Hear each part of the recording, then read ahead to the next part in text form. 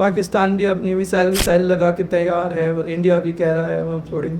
भाई साहब आप मत छोड़िए एक दूसरे को, लेकिन आपके अंदर जो हजारों लाखों लोगों के अंदर एक चीज आ रही है कि नहीं छोड़ेंगे मारेंगे, नहीं छोड़ेंगे मारेंगे, वो मैसेज यूनिवर्स में जा रहे हैं, वो इकट्ठे हो रहे हैं। आपके एक ही मैसेज यूनिवर्स में बहुत बड़ी मात्रा में जाते हैं तो वो नेचर डिस्ट्रक्शन के लिए तैयार हो जाती है और वो मार डालती है। तुम क्या मारोगे किसी को?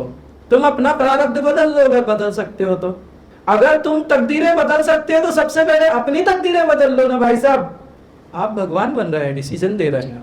तो सोशल मीडिया में क्वेश्चन देखे हैं, उन्होंने मुझसे पूछा है क्या आपको पता था कि अभी जो कश्मीर में या जहाँ भी हुए 28 लोग कुछ मारे गए, उन्होंने पूछा है क्या आप लोग को पता चलता है ये लोग मरे? ये बड़ा सा कॉमन सा क्वेश्चन है। आप लोग कहते हो कि एक साधु को जब सब कुछ दिखता है तो वो बता दो ना, ऐसा क्वेश्चन आता है ना आप लोगों के। एक्चुअल मैं आपको एक चीज़ बताऊंगा। एक माँ अपने बच्चे को गोद में रख के उसको स्तनपान कराती है, एक पल्लू से ढक लेती है अपने बच्चे को और अपने शरीर को। इस बात को समझिए, बच्चे को वो स्तनपान क्यों करा रही है? क्योंकि बच्चा उसमें कोई विकार नहीं है, उसमें कोई विकार नहीं है, वो मासूम है। इसलिए अगर वही बच्चा माँ का आंचल उठा के दूसरों को दिखाने लगे तो माँ क्या करेगी? एक चाटा मारेगी, उठा के फेंक देगी, पर अलग हो जाएंगे। बराबर है? ऐसे ही होगा। ऐसी ही प्रकृति है। जब आप उतने साफ सुथरे हो जाते हो, उतने आप डिवाइन हो जाते हो, तब प्रकृति अपने रहस्य तुम्हारे ऊपर खोलती है। लेकिन जब तुम प्रकृति के रहस्यों को दूसरों को बताने लगते हो तो प्रकृति तुम्हें वैसे ही उठा के मारती है। तुम साफ सुथरे हो इसलिए प्रकृति ने तुम्हें बताया है, तुम दूसरे को नहीं बता सकते। जब हम लोगों के पास शक्तियाँ आती है तो हम लोगों के ऊपर मर्यादाएं भी रखी जाती हैं कि तुम इस शक्ति का प्रयोग ऐसे करोगे और इसमें सावधानी ये रखोगे। हर शक्ति के बाद हम लोगों की जवाबदारियाँ भी बढ़ती हैं और हम लोगों की मर्यादाएं भी बढ़ती हैं।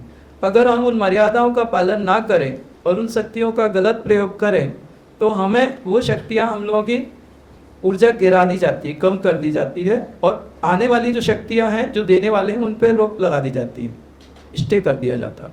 अगर आप कोई भूत प्रेत पिशाच सिद्ध कर रहे हो तो आपके लिए कोई मर्यादा नहीं है, कुछ नहीं है। लेकिन अगर आप दैवी शक्तियों के साथ जुड़े हो तो आपको धर्म की सारी मर्यादाओं की हद आपके लिए है और आपका कर्तव्य भी है। हम लोग जो देख लेते हैं उसको बोल नहीं सकते आपके सामने। अगर हम लोग बोलेंगे तो इनका डंडा आता है पीछे से। चाहे कोई भी रहे, साधु रहे, हम कोई भी रहे, वो बताता नहीं है कि भविष्य में क्या होने वाला है या तुम्हारे क्या है। ये बताना मतलब ये हमारे अध्यात्म में ऐसे माना जाता है जैसे कोई टपोरीगिरी कर रहा हो। आपके यहाँ किसी के पास थोड़ा पैसा आता है तो कैसे दिखाता है? वो दिखाता है ना, वो टपोरीगिरी कहलाती है। जो अच्छे साधु रहते हैं वो एकदम शांत रहते हैं, सरल रहते हैं, उनको सब शक्तियाँ रहती हैं लेकिन वो दिखावा नहीं करते हैं। और ये टपोरीगिरी झोपड़पट्टी में ही चलती है। जो एक समझदार और एजुकेटेड पर्सन है उनके सामने टपोरीगिरी आप नहीं कर सकते। वो आपको इम्पोर्टेंस ही नहीं देंगे, आपको अवॉइड करेंगे। और जिस हिसाब से आप लोग ये अपना जीवन जी रहे हो, जिस हिसाब से संघर्ष बढ़ रहा है, उस हिसाब से जो आपकी कलेक्टिव कॉन्शियसनेस है वो कलेक्टिव कॉन्शियसनेस सिर्फ और सिर्फ डिस्ट्रक्शन तैयार कर रही है।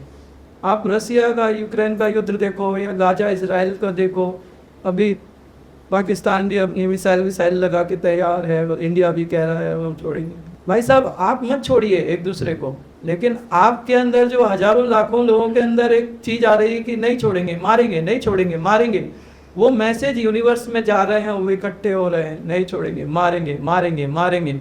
और जब लगातार आपके एक ही मैसेज यूनिवर्स में बहुत बड़ी मात्रा में जाते हैं, मारेंगे मारेंगे मारेंगे मारेंगे, तो वो नेचर डिस्ट्रक्शन के लिए तैयार हो जाती है और वो मार डालती है। तुम क्या मारोगे किसी को? तुम कुछ नहीं कर सकते।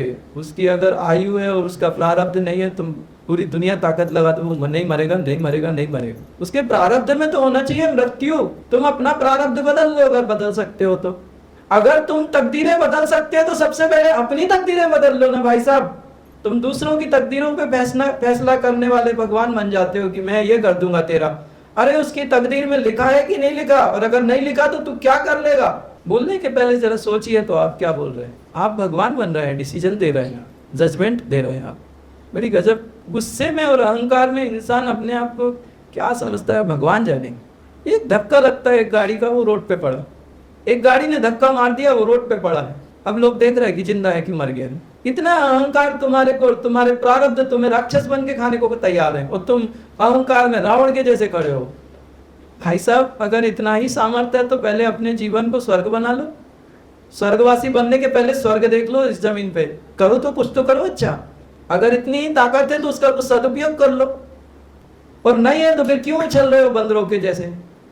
अगर शक्ति नहीं है तो फिर उछलो मत, और अगर है तो पहले अपने जीवन को अच्छा करो, अपने परिवार को अच्छा करो। सीधी सी बात है मेरे पास।